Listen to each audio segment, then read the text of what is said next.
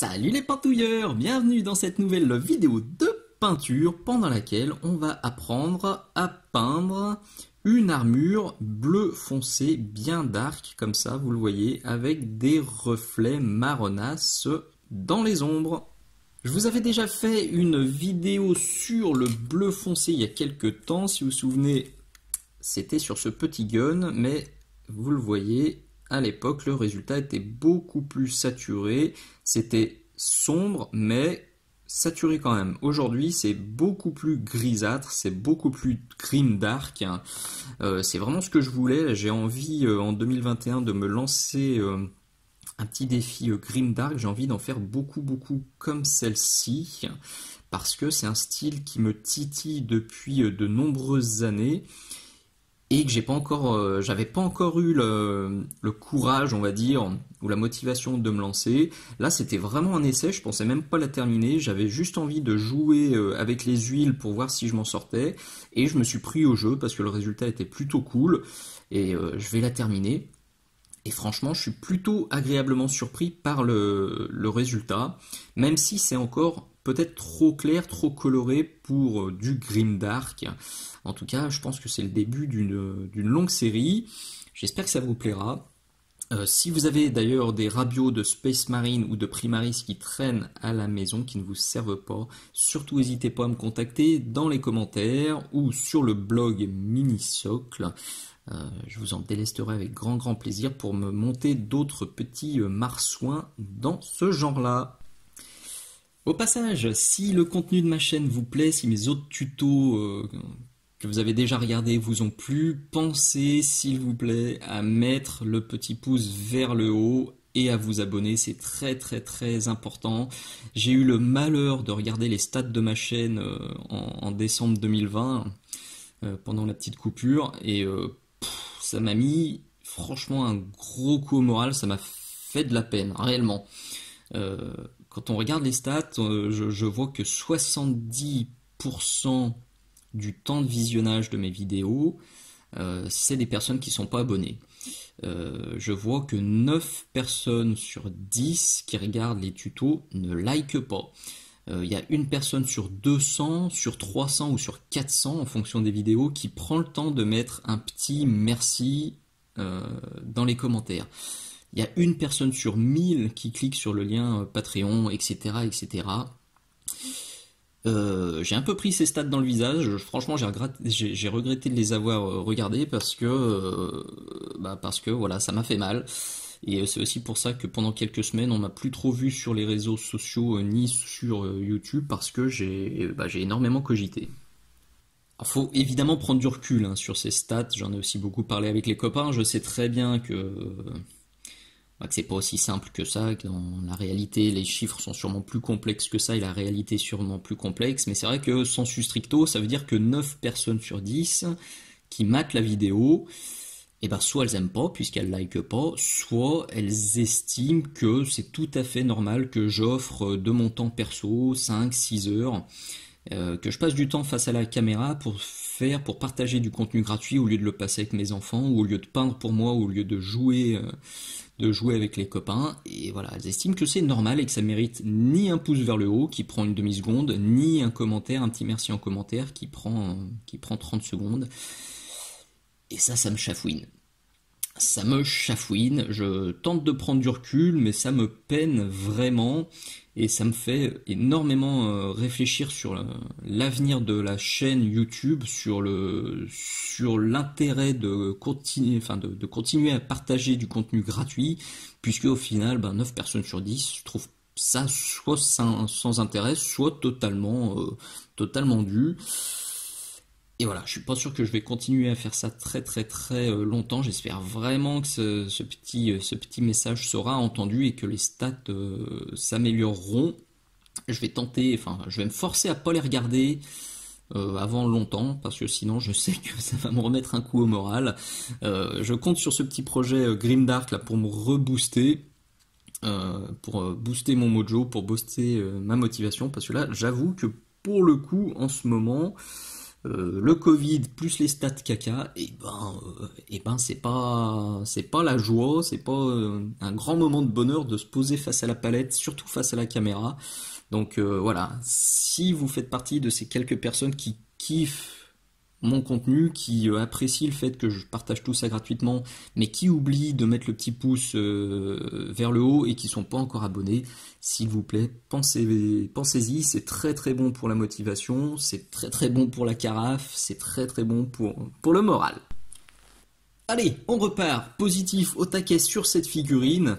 Pour le coup, je suis vraiment satisfait de cette recette et de la tournure de cette figurine. Même si, je le redis, j'avais quelque chose d'un peu plus dark en tête, ça fait longtemps, vous me connaissez, hein, c'est rare que je sois satisfait de mes figurines. Souvent je doute, souvent je vois que les points améliorés, je suis vraiment perfectionniste.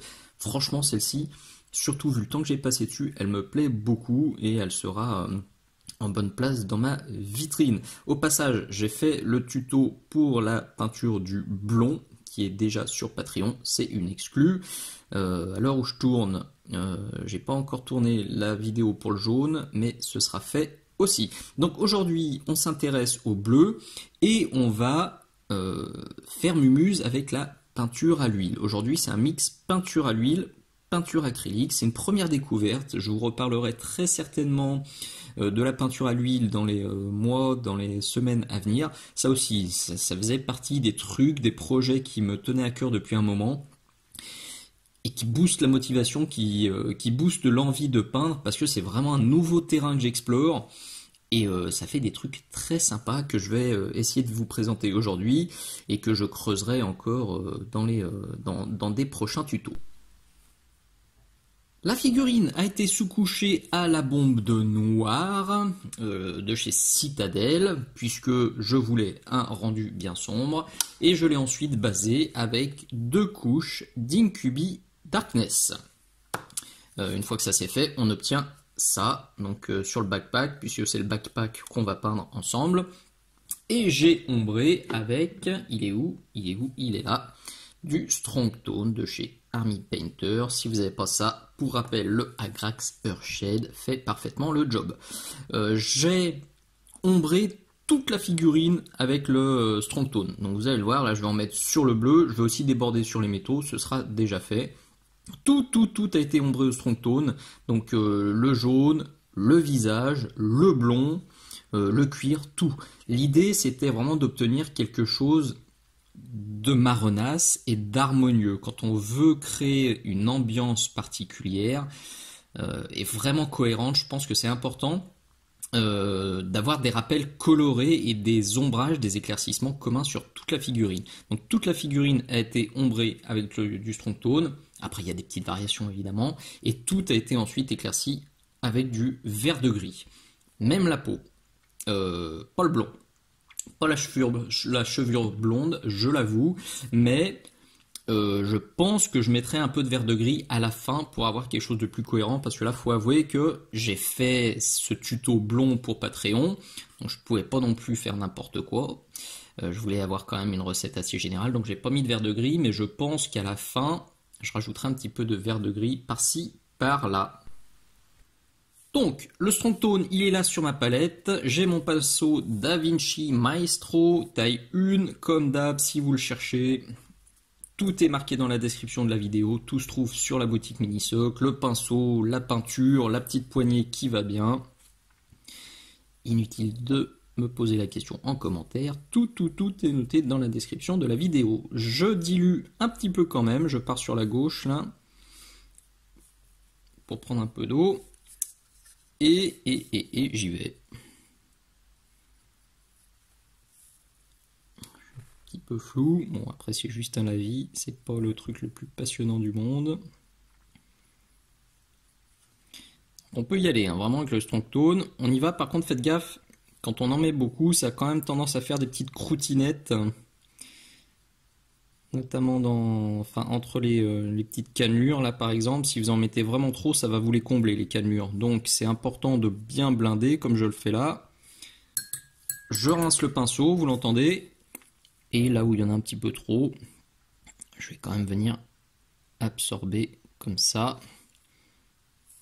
pour pas combler tous les détails, ce serait un petit peu dommage quand même. Voilà, donc je fais ça sur l'intégralité du backpack.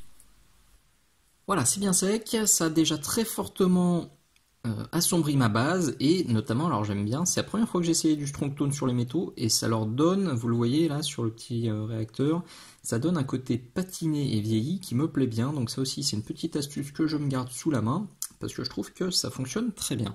Donc on va continuer à assombrir, comme promis, avec un petit peu d'huile.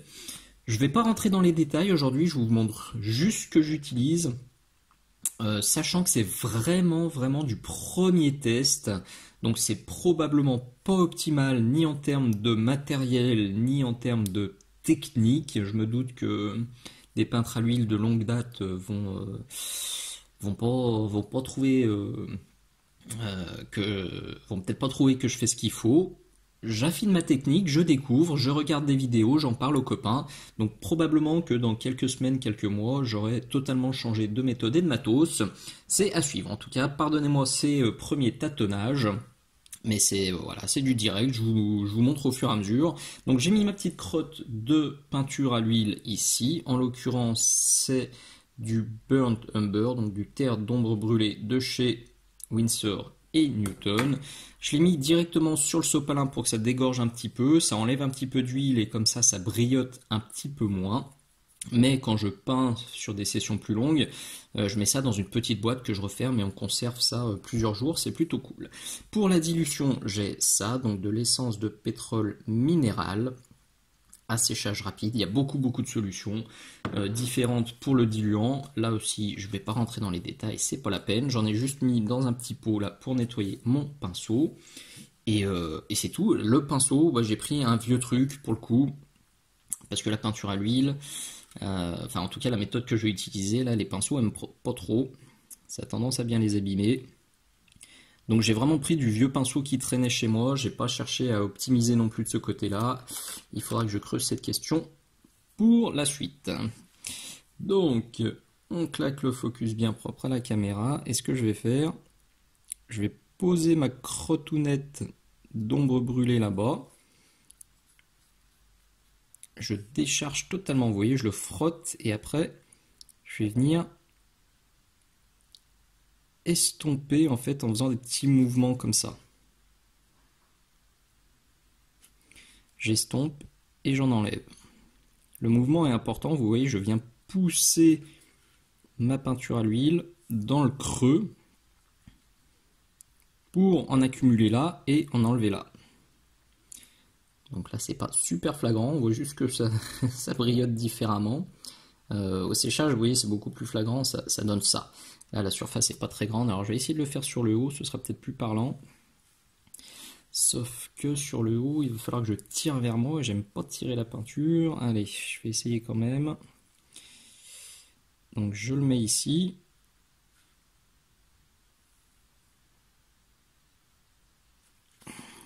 Je vire ma peinture, je vire aussi le gobelet, là ça sent la bêtise. Alors attendez voir. Rotation. Je vais faire ça comme ça. C'est des questions que je me pose pas quand il n'y a pas de caméra sous le nez, c'est sûr.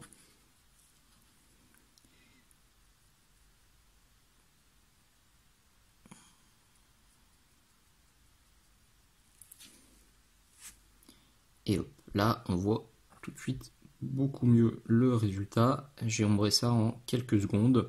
Donc je vais faire ça sur l'intégralité du pack. Je vais aussi le faire rapidement sur les métaux. Là, j'ai juste passé un voile d'ombre brûlée. C'est un peu embêtant. La caméra me crame un peu les nuances là pour celui-ci. C'est un peu dommage. Parce que là, on a un métal qui est bien marronasse, qui est bien joli. On le voit à peine. Là aussi, on le voit à peine. Mais juste avec ça, je vais le prendre aussi sur les métaux. Alors, soit on fait cette méthode-là, soit on veut juste patiner et passer une sorte de glacis. Vous voyez, j'ai bien déchargé mon pinceau et je viens juste frottouiller comme ça va le teinter légèrement. L'assombrirai aussi un peu légèrement. Et ça collera très bien avec cette figurine. Donc je fais ça avec du marron, je le ferai avec du noir, je serai en train d'ombrer sans nuancer. Mais vous voyez la différence déjà directe entre celui-là et celui-là, ça va vraiment très très vite, c'est très agréable. Franchement, je suis vraiment emballé, même si j'arrive pas à être précis encore. J'ai du mal à garder la pointe propre. Je sais que certains passent le pinceau en bouche pour refaire la pointe propre. Je l'ai fait une fois, machinalement, franchement, je le referai pas. Dans la bouche, c'est pas bon du tout. Donc là aussi, il y a sûrement des méthodes pour pas être embêté, pour avoir une pointe jolie. C'est à creuser.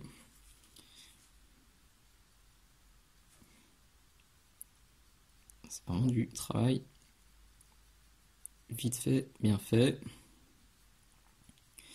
L'inconvénient, par contre, je le dis tout de suite, c'est le temps de séchage. C'est-à-dire que là, je vais faire tout le backpack, ça va me prendre 2 minutes.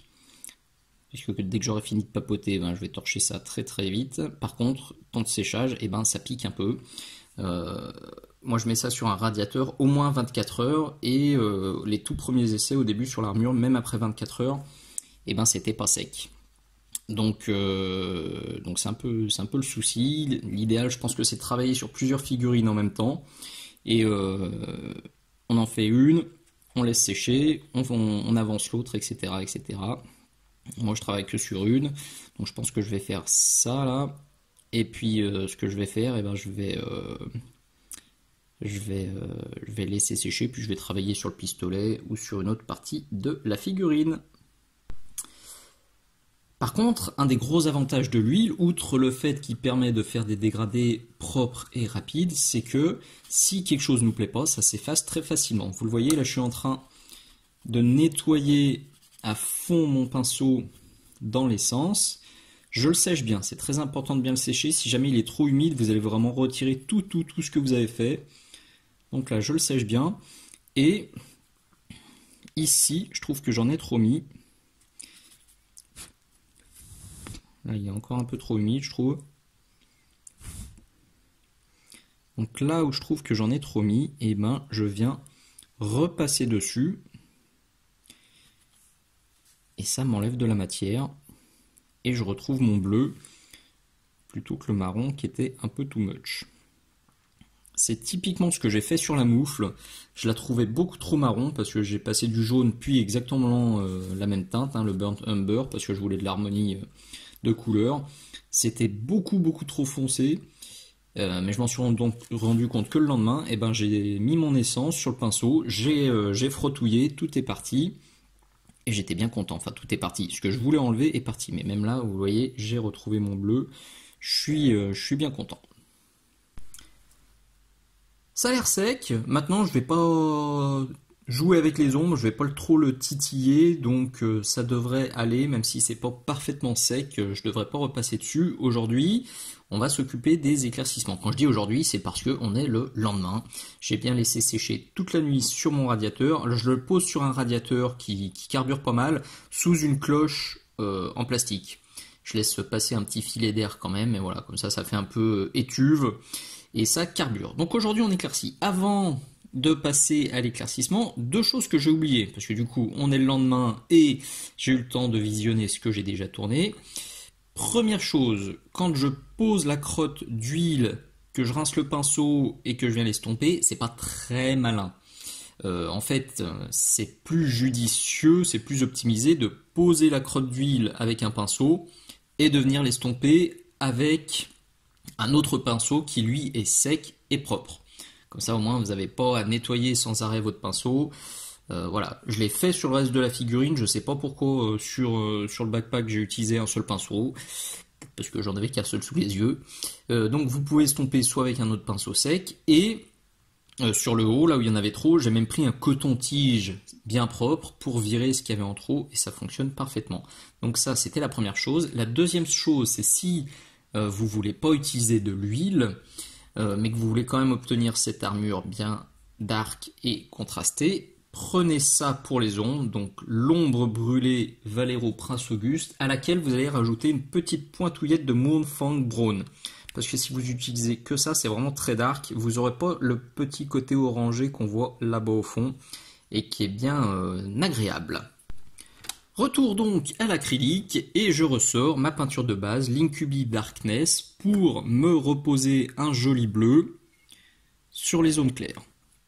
Donc là j'ai un pinceau qui est pas GG, hop là j'ai la pintouillette qui est à l'écran, pardonnez-la, celle-ci est un petit peu vieille, elle a plus d'1 an, elle s'est tapé un gros paquet de lavage, je pense qu'elle sera bientôt mise en retraite. Hop.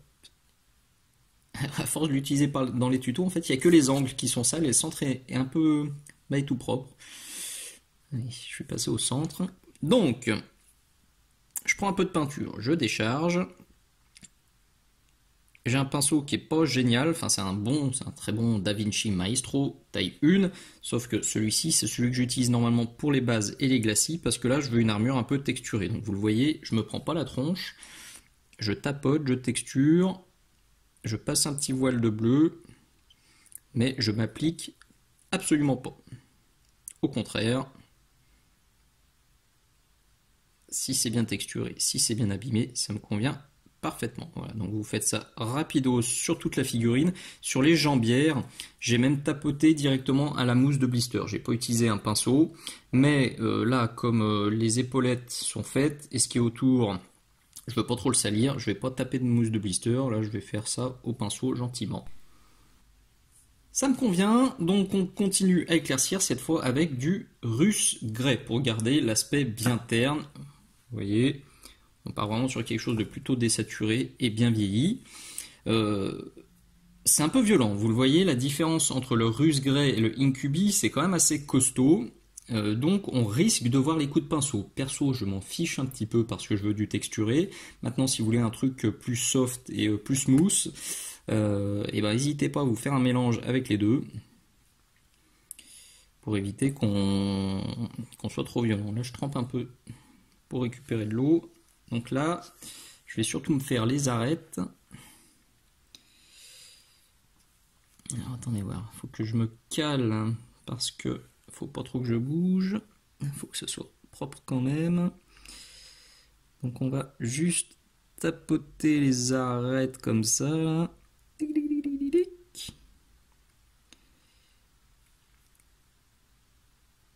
Faut pas trop en faire. En tout cas, je veux pas trop en faire parce que je veux rester bien sombre. Donc là, on va faire les deux copines. J'effleure à peine pour mettre un peu de peinture. Tac, tac, tac, tac. Tac, je décharge.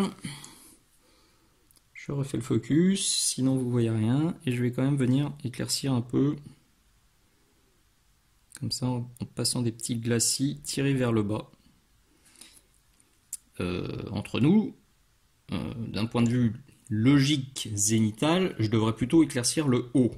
Et ce sera plus graphique si je me fais un dégradé comme ça plutôt que si je me fais un double dégradé comme ça. Je vais me faire un dégradé comme ça vers le bas et je reprendrai les arêtes. Et ça ressortira bien. Voilà. Truc très important. Si jamais vous faites juste ça, vous passez le Russe Grey puis l'éclaircissement suivant, vous allez obtenir un truc très très fade. Trop fade, à mon goût. Quand j'ai fait ça de l'autre côté, j'avais vraiment un truc grisâtre, ça m'a pas emballé. Alors que vous le voyez sur le bas là, on a quand même quelque chose de plus bleuté. La petite astuce, c'est simplement de faire des allers-retours entre éclaircissement et glacis d'Incubi Darkness. Donc là, je prends une mini crotte d'Incubi, je la dilue de ouf. Voilà. Et une fois que l'éclaircissement est fait, oui, je vais passer un petit voile dessus pour rebleuir. Une fois que c'est sec, je repasse un petit coup de ça et on est prêt pour la suite. Ça me semble pas mal comme ça, c'est peut-être encore un poil trop foncé, je vais voir comment ça bouge avec le prochain éclaircissement. Et voilà, si c'est trop foncé, je rééclaircirai, si c'est trop clair, ben, j'assombrirai. Prochaine étape, on est avec du verdigris, Gamecolor Valero. C'est une teinte que vous avez déjà vue à plusieurs reprises sur ma chaîne, et je pense que vous allez beaucoup la voir cette année. Parce que quand j'éclaircis une teinte plutôt lumineuse, vous savez que j'utilise ça. C'est dans 9 tutos sur 10. Mais quand je veux au contraire quelque chose de plus terne, de plus désaturé, en général j'utilise ça. donc on devrait le revoir assez fréquemment. J'ai changé de pinceau, toujours Da Vinci, toujours taille 1. Par contre, celui-ci, il est en meilleur état. J'ai pris une pointe nickel pour faire les petits éclaircissements qui vont bien. Les petits battle damage aussi. Alors, il y a l'autre qui m'embête. Là, il faut vraiment que je me cale bien comme il faut. Hop, le focus des familles. Et là, ah purée. C'est toujours quand on s'installe bien qu'on a un poil au bout de la pointe. Alors, on y retourne. Donc là, tapotouillage léger. Parce que c'est clair, hein, le verdigris.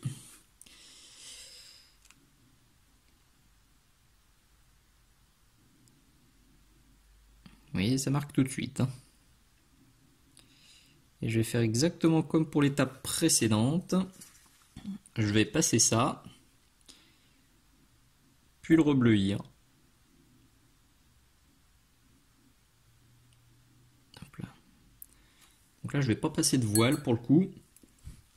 C'est juste pour les arêtes. Vous voyez, ça, c'est beaucoup plus marqué qu'en bas. Alors les arêtes sont beaucoup plus marquées, par contre l'éclaircissement global est plus sombre. C'est confirmé, donc je vais repasser du Russe Grey et un voile d'Incubi. Et de toute façon, là, comme les éclaircissements étaient un poil violent, je repasse un voile d'Incubi, je repasse un voile de Russe Grey, je remets du verdigris et on sera bien. On pourrait parfaitement s'arrêter là. Moi, je vais quand même rajouter quelques nuances supplémentaires, booster l'aspect un peu rouillé avec du Doombull Brown qui est là sur la palette. On va remettre la pintouillette à l'écran. Hop. Elle aussi est disponible sur la boutique. Vous trouverez le lien dans la description. C'est bien pratique pour ne plus balancer des tonnes de papier absorbant. J'utilise ça, je lave, et c'est bien. C'est bien pour la planète, c'est bien pour le porte-monnaie. Donc là, je ne vais pas en mettre de partout. C'est juste pour booster un peu l'aspect rouge, à droite à gauche. Donc ici, par exemple là, un peu là, un peu là. Je vais en profiter pour en mettre aussi dans certains métaux, que je vais pas beaucoup plus travailler que ça d'ailleurs. Je veux pas non plus passer 107 heures sur cette figurine.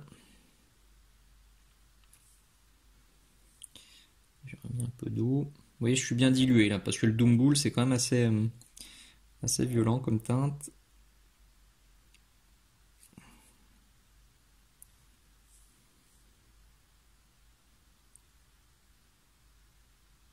Il suffit d'en mettre à droite à gauche, voilà.